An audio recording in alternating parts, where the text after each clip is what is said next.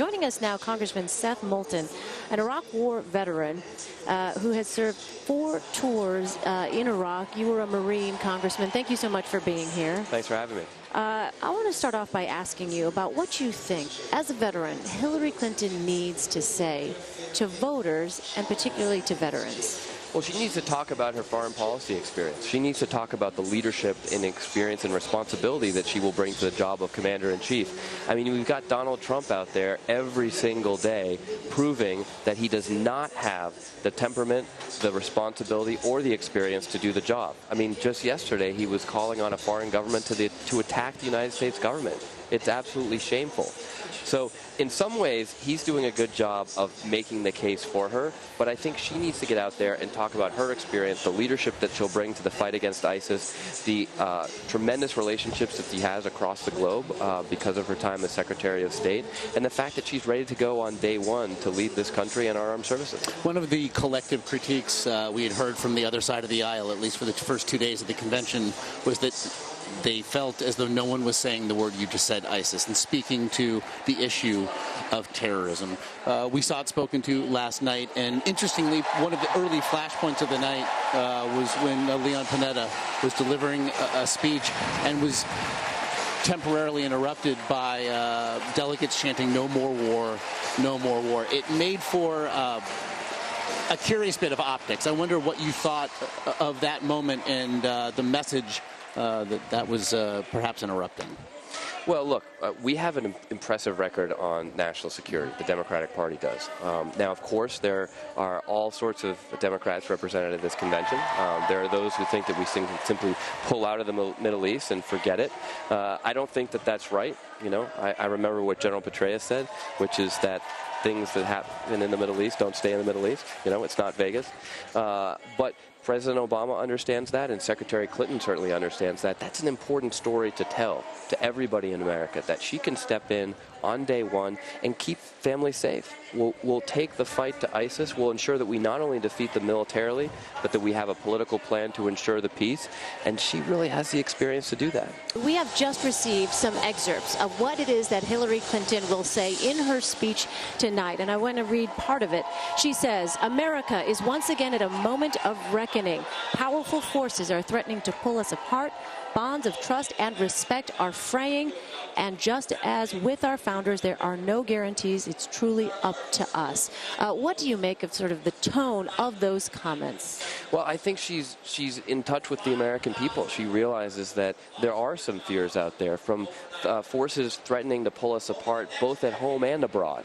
And I'm excited that reading these excerpts, she's going to talk about the fight against terrorism. She's supremely equipped to lead that fight from her experience as Secretary of State. And the contrast between someone with her level of responsibility, respect, and authority and someone like Donald Trump, who's out there calling on Russia to attack the U.S. government, praising Saddam Hussein. I mean, think about how offensive that is to someone like me, a veteran of the Iraq War, to be praising a vicious dictator responsible for the deaths of hundreds of American troops. That's what Donald Trump is doing. He does not have the temperament to be our commander-in-chief.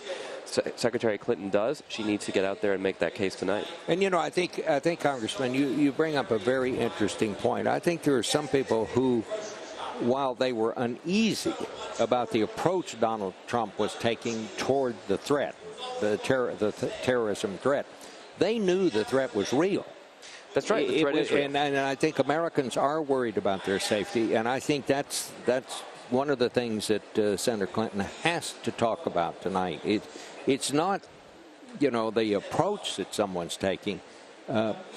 It's out there. It's got to be dealt with. That's right. I was in Iraq and Afghanistan last week on an Armed Services Committee oversight mission, checking on the troops, seeing how the fight against ISIS is going. It's real. It's a threat. There are brave young men and women putting their lives on the line for the country every day.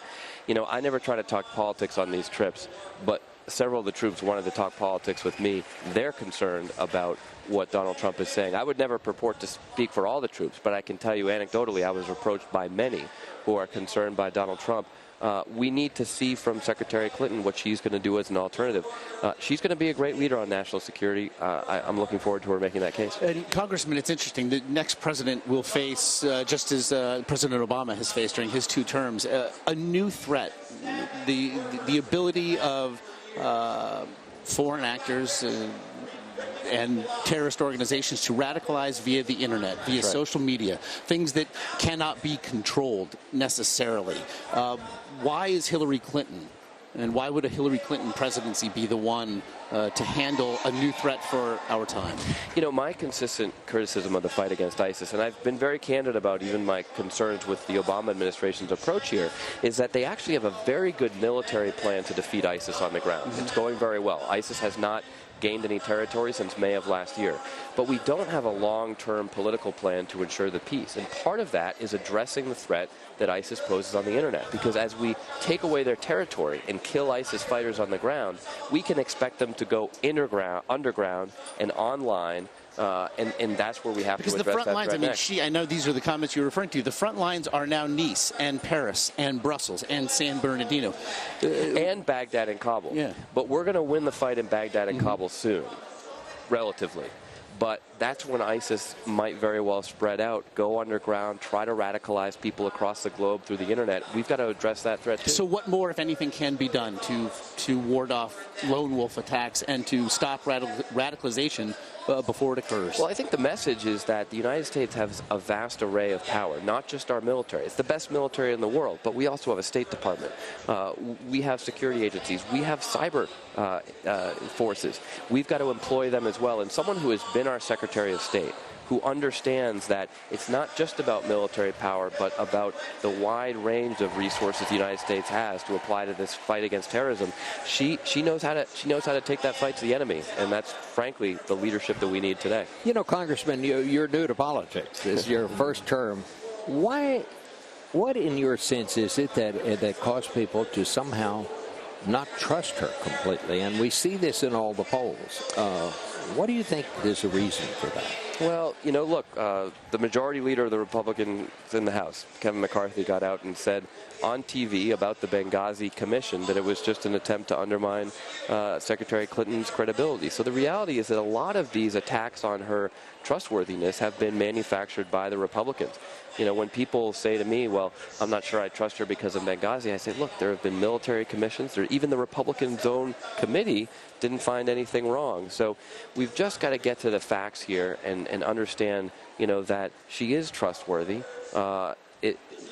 The Republicans may try to tell a story otherwise, but we can debunk that and show that she's a great leader. Congressman, the fact is, though, those numbers for her honest and trustworthiness continue to show that it is a problem for Hillary Clinton.